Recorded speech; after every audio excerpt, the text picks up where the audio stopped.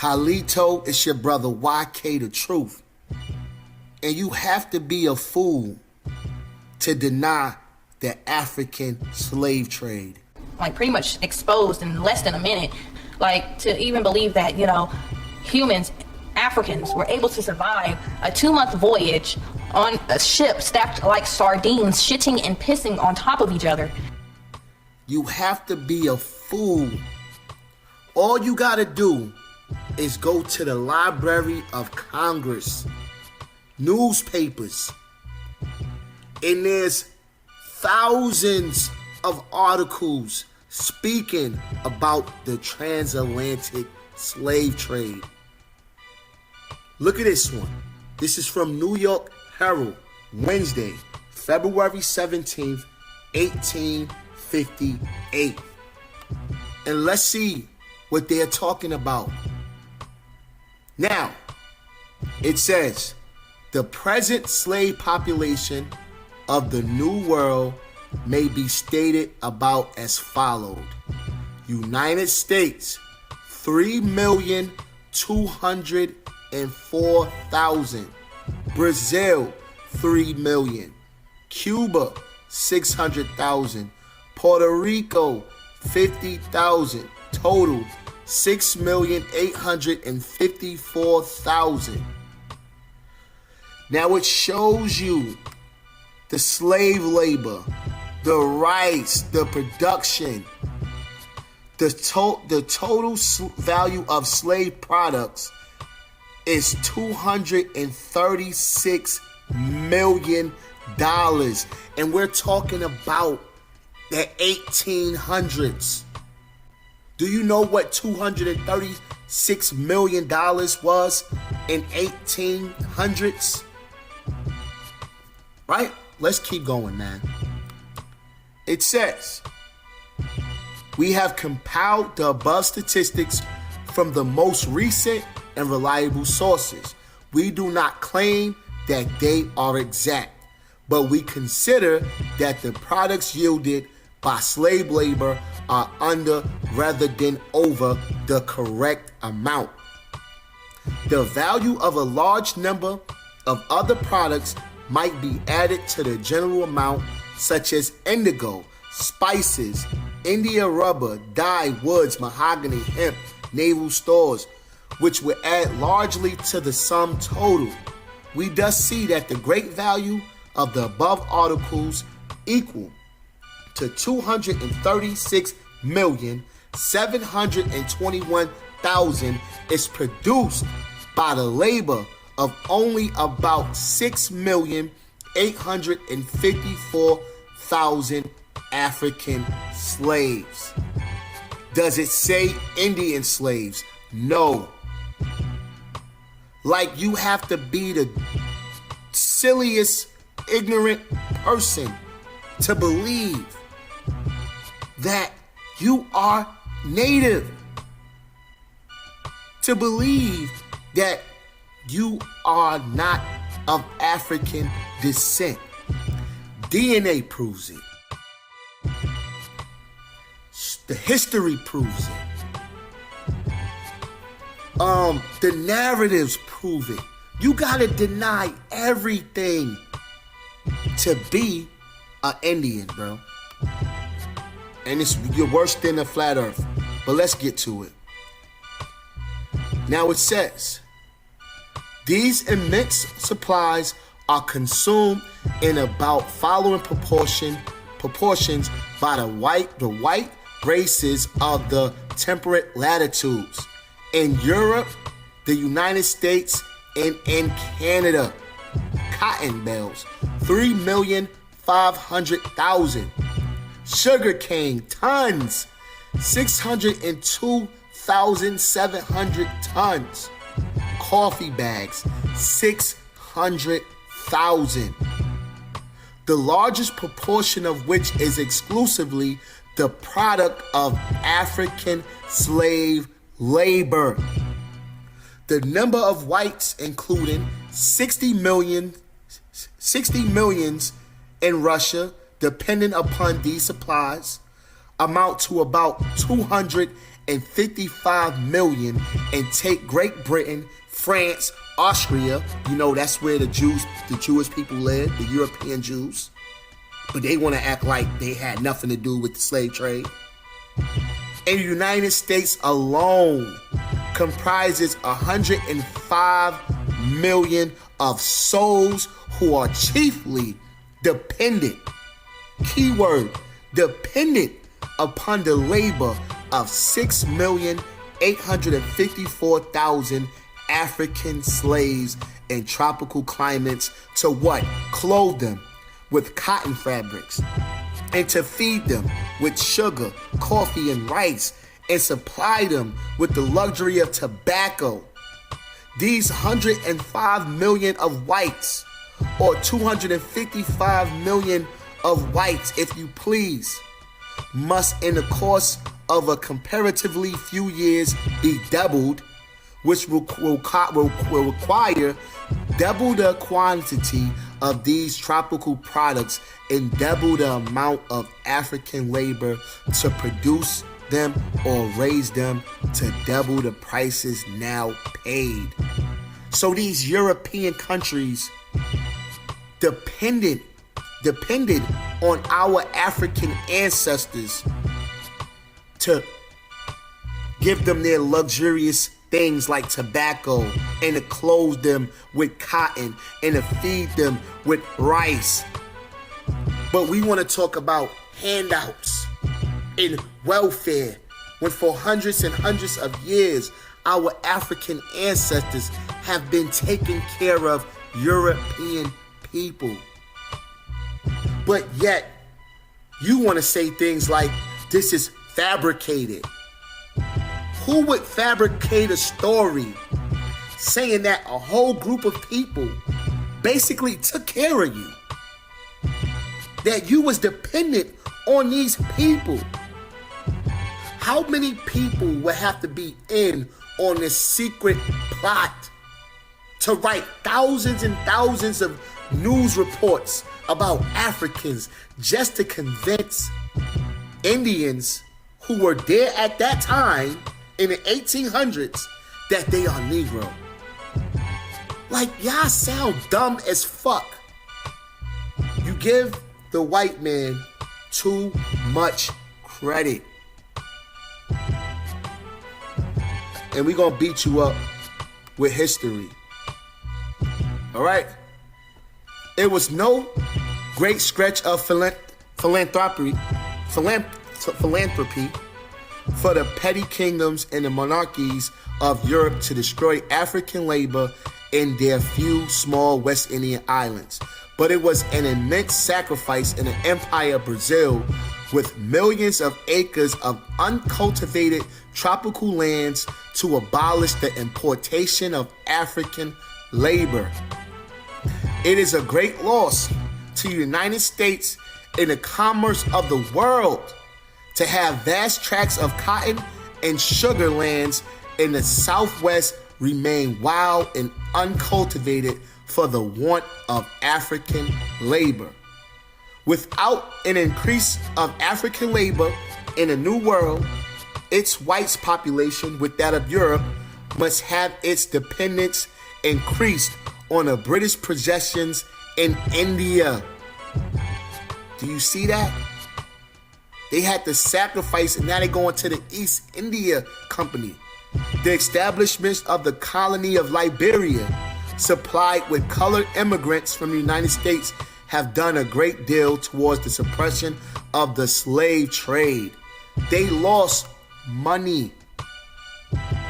In 1856 to 1857, the slave trade was carried on almost exclusively on the Congo River. And you wonder why, when we take our DNA test, it shows you, Congo pops up in there. All the slaves shipped from Africa within the past 2 years have been sent to Cuba and chiefly landed at Trinidad. About 3 out of every 5 vessels employed in the slave trade are fitted out in the United States. 3 out of every 5. You see that? Employed in the U.S., in the slave trade are fitted out in the United States and the remainder in Cuba. About 2/3 of those sent from the United States are fitted out in the port of New York. All are owned by foreigners, and about 7/8 of their value by Spaniards resident in Cuba. Attempts have been made to ship slaves from Wyandotte, Pope, and neighborhood, but none were taken from thence in 1856. Okay? So, you got slave ships, you got names of slave ships. The American ship Thomas Watson was seized. You got estimates. So much information. So much. It sent out vessels with assorted articles of African goods, but mainly composed of cheap jewelry, music, boxes, beads, guns, fancy pistols, tobacco, snuff, and fancy furniture, and generally reached the coast and followed in the wake of Spanish and Portuguese slave vessels. Sierra Leone, St. Helena Island, where you got the Gullah Gullah. This is the history right here. It says, this is the conclusion. This is the conclusion, right? It says, we have thus shown that this African question is one of great importance to this country, and we might add to this continent. We have shown its bearings in regard to the supply of African labor and the production of tropical articles of necessity to the whites inhabiting temperate latitudes who are physically unable to produce them. They can't. We have shown the amount of value of supplies drawn from the tropics in the shape of cotton, sugar, coffee, rice, tobacco, and that the great bulk of them are produced by African slave labor. Does it say Indian? No, it doesn't.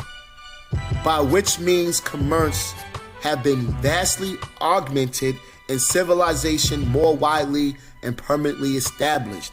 We have shown that comparatively a small number of African slaves laboring in their natural climate of the tropics have supplied from 1 to 200 millions of whites with clothing, food, and employment. This is where they at.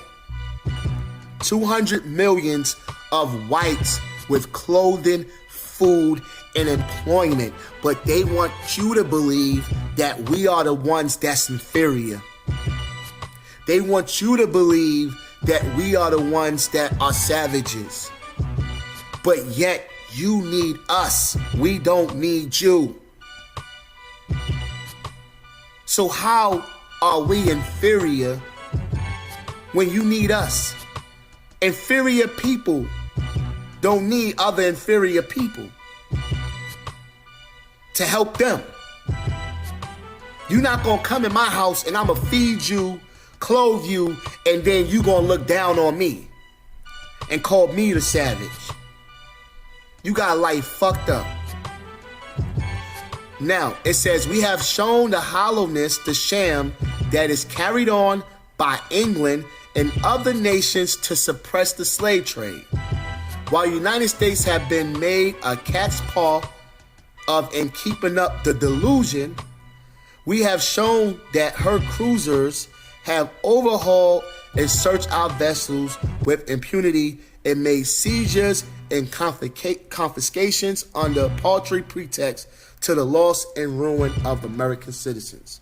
We have shown that while England constantly augments African labor in her West Indian colonies, recruited from captured slaves, while France sent African immigrants to Guadeloupe and Martinique, and Spanish Portuguese vessels run cargoes of slaves into Cuba continually.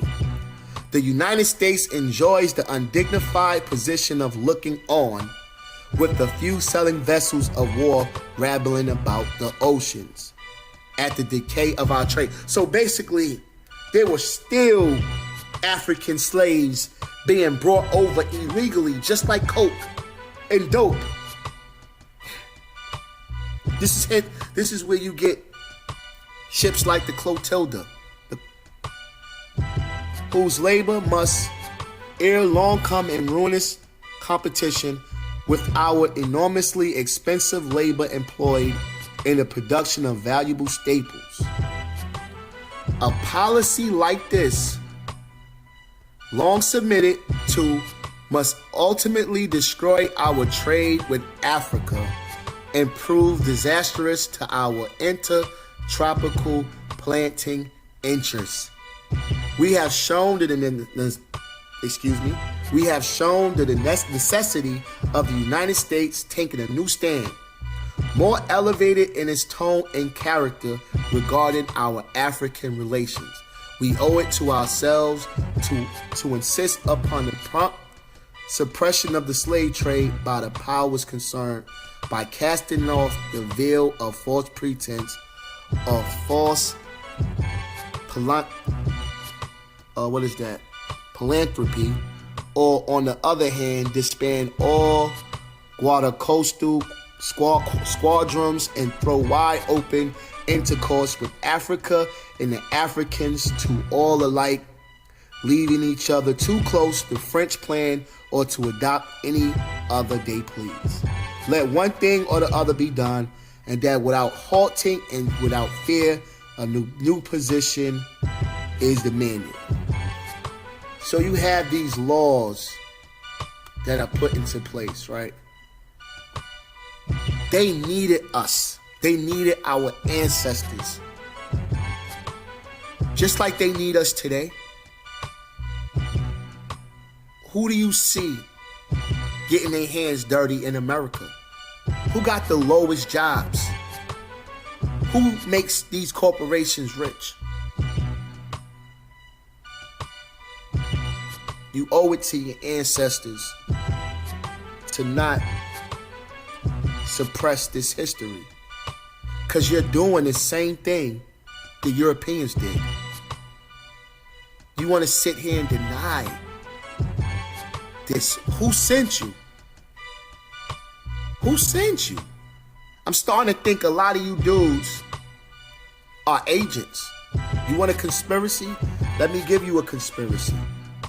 I think a lot of you dudes are agents that are put on YouTube to do this, so we won't get reparations. So they could say, look, these fools think they Indian. But my thing is, if you have so much proof that you are Indian, why are you not getting any of those benefits that those natives are getting? Why aren't you on those reservations?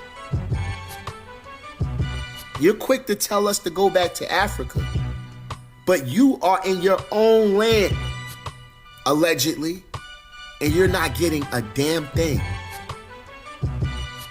Don't hinder us. Our ancestors suffered. All right? And they owe. Europeans owe. This is a fact. You see. Let's go back. Let's go back. You see what it says here. They were dependent on us for food, clothes, and shelter, and for their convenience, tobacco. Hundreds and hundreds of years. African people, not Indian. African people. So this is from a book called From the Hands to Tutors, African Expertise in the South Carolina Rice Economy. Okay, so I did my DNA test, and most of my community is from South Carolina, Georgia, the Low Country, like the Gullah, you know, the rice cultivators. Now the Gullah Geechee heritage, which came from our ancestors, the Africans who came over, who were rice growers from the west coast of Africa, they were the ones who were responsible for actually the economic development of the United States of America. They actually started growing rice just for survival. And the British discovered that they knew how to grow rice, which immediately gave a big economic boom to the beginning of the United States. And actually, South Carolina was the wealthiest state in the United States due to rice production. 1 little, 2 little, 3 little Indian grandmothers, but society keep killing them, telling me. Now it says, by the end of the 18th century, South Carolina had emerged as one of the world's wealthiest agricultural areas.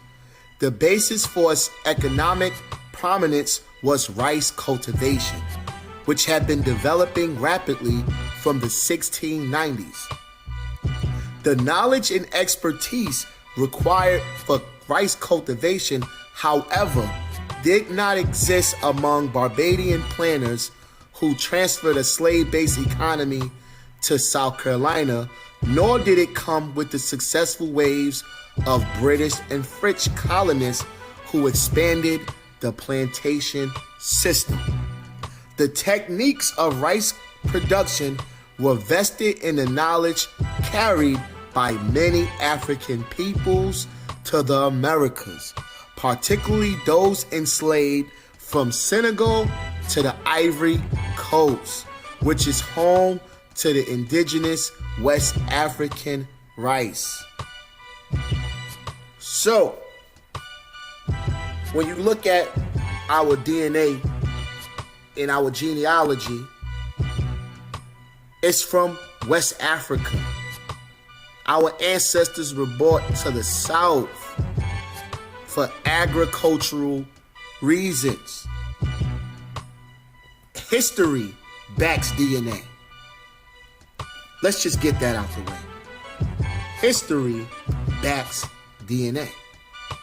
Its cultivation to diverse environmental settings would challenge this perspective by arguing that Africans contributed more than mere muscle to South Carolina's rice economy. The agronomic knowledge critical to the crop's development in South Carolina originated with slaves. This paper lends further support towards argument that African slaves were more than hands in the evolution of the South Carolina rice economy. A cross-cultural perspective is employed to show that the micro environments planted to rice in West Africa on the eve of the Atlantic slave trade were identical with those that emerged in South Carolina in a period prior to American independence.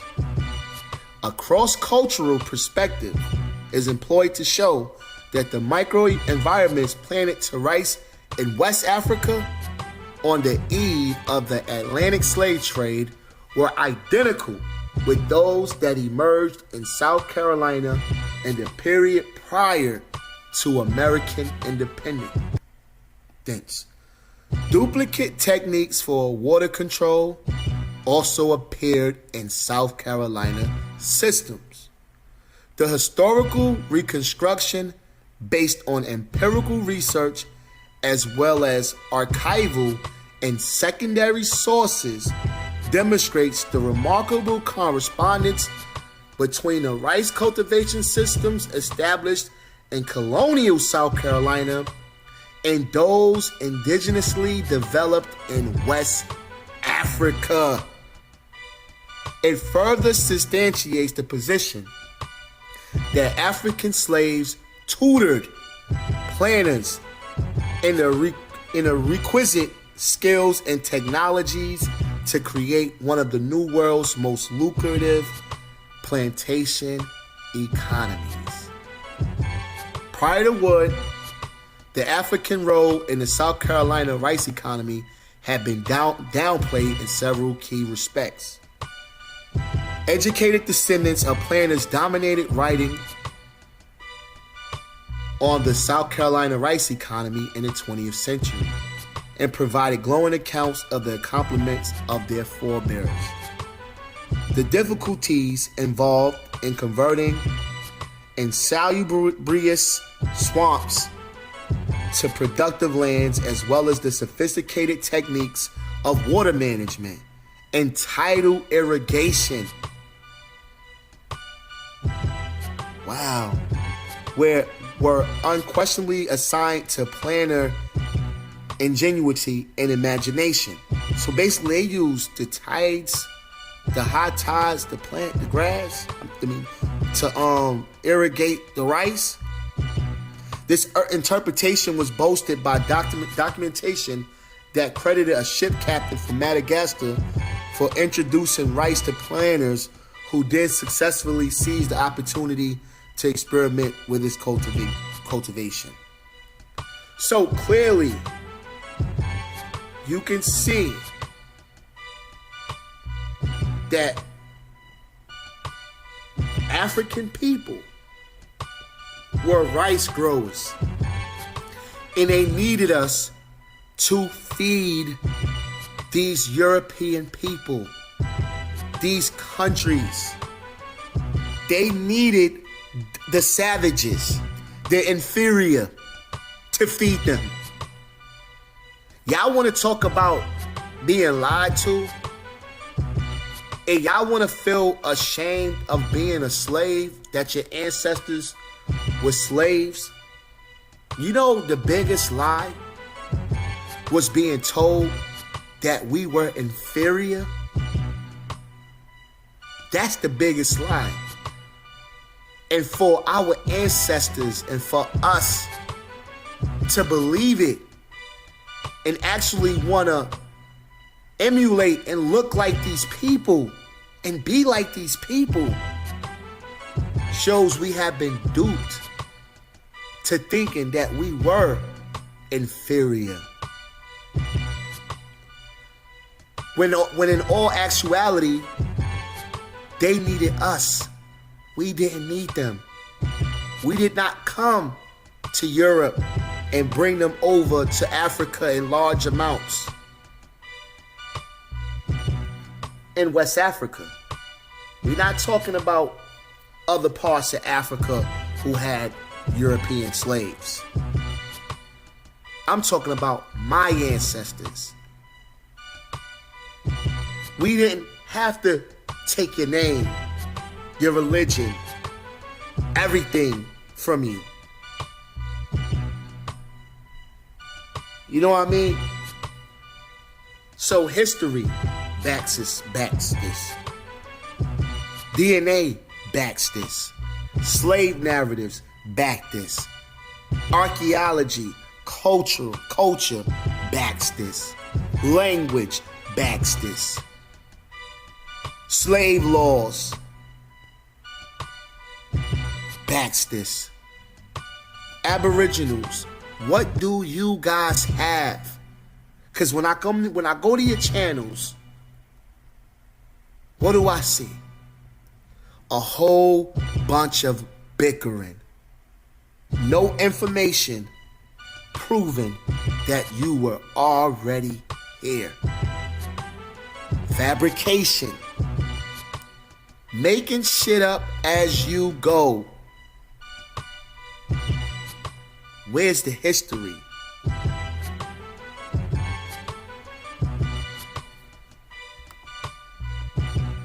It's your brother, YK. Look at this. Look at this. I ain't even finished. Niger. Senegal. Look at this. Our ancestors knew how to cultivate rice. Why West Africa? And then you have silly Indians who will say things like, man, you take a DNA test, it all goes back to Nigeria, it all goes back to this place in Africa. because that's where they went to Africa to get the slaves. They needed to go get farmers. They needed people who were qualified to do the job. That's why. The jig is up. It's your brother YK The Truth, and I'm out. Peace.